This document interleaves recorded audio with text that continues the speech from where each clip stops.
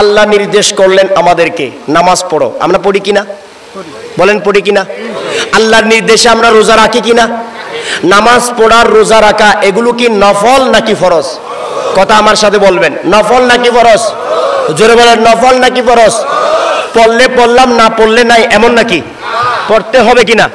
বলেন পড়তে হবে কিনা? পড়তে হবে, কেননা এগুলো ফরজ। তো আল্লাহ রাব্বুল আলামিন ফরজ করছেন ঠিক একইভাবে সল্লু আলাইহি ওয়া সাল্লিমু।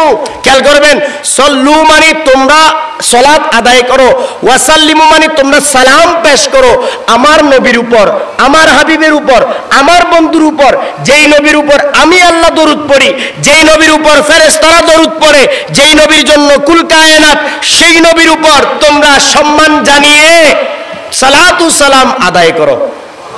সুবহানাল্লাহ বলেন না?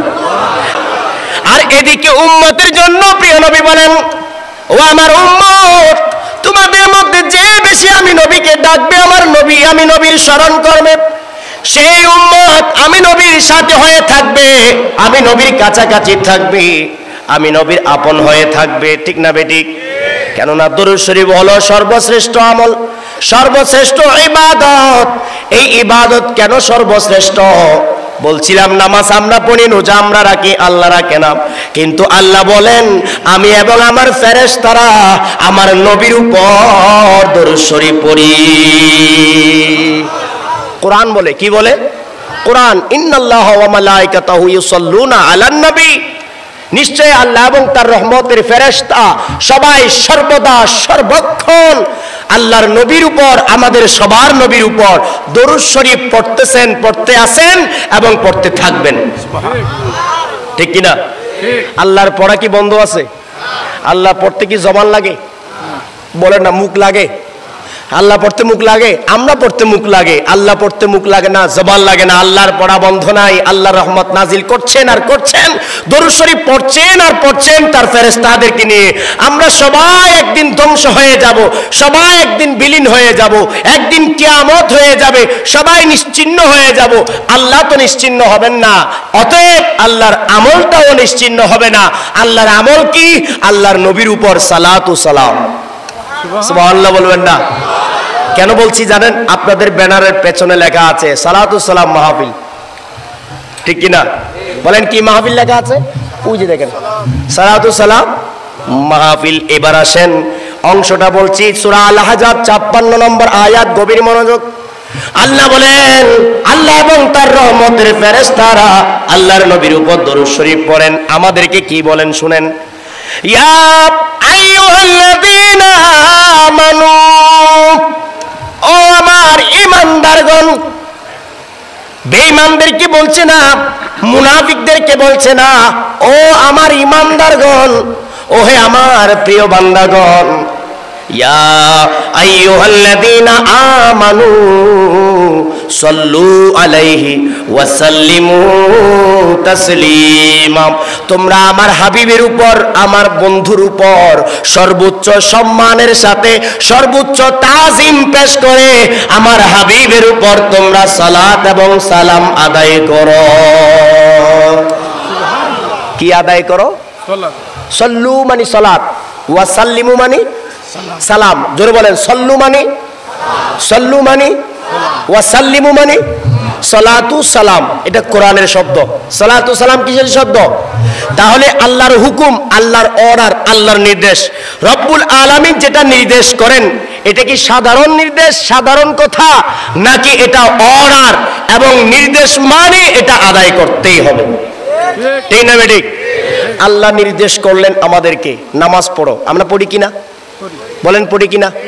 আল্লাহর নির্দেশে আমরা রোজা রাখি কিনা? নামাজ পড়ার রোজা রাখা এগুলো কি নফল নাকি ফরজ? কথা আমার সাথে বলবেন, নফল নাকি ফরজ? জোরে বলেন, নফল নাকি ফরজ? পড়লে পড়লাম, না পড়লে নাই, এমন নাকি? পড়তে হবে কিনা? বলেন পড়তে হবে কিনা? পড়তে হবে, কেননা এগুলো ফরজ। তো আল্লাহ রাব্বুল আলামিন ফরজ করছেন ঠিক একইভাবে সল্লু আলাইহি ওয়া সাল্লিমু। খেয়াল করবেন, সল্লু মানে তোমরা সালাত আদায় করো, ওয়াসাল্লিমু মানে তোমরা সালাম পেশ করো আমার নবীর উপর, আমার হাবিবের উপর, আমার বন্ধুর উপর, যেই নবীর উপর আমি আল্লাহ দরুদ পড়ি, যেই নবীর উপর ফেরেশতারা দরুদ পড়ে, যেই নবীর জন্য কুল কায়নাত, সেই নবীর উপর তোমরা সম্মান জানিয়ে সালাতু সালাম আদায় করো। সুবহানাল্লাহ বলেন না? তাহলে হুকুম কে দিলেন? বলেন হুকুম কে দিলেন? আল্লাহর হুকুম। এটা কি নফল হয় না ফরজ হয়? বলেন কি হয়? সেজন্য সালাতু সালাম আদায় করা মুমিনের জন্য ঈমানি ফরজ। ঠিক। আর জোরে বলেন না সুবহানাল্লাহ। মুমিনের জন্য কি ফরজ? ঈমানি ফরজ। সালাতু সালাম সর্বদা সবসময় সবখানে আদায় করতে হয়। সাহাবায়ে কেরাম তাই করতেন। সাহাবায়ে কেরাম কি করতেন? তাই করতেন। কেননা এটাই আল্লাহর আমল, এটাই সর্বশ্রেষ্ঠ আমল। আল্লাহর হুকুমের মধ্যে সালাত এবং সালাম দুইটা আছে।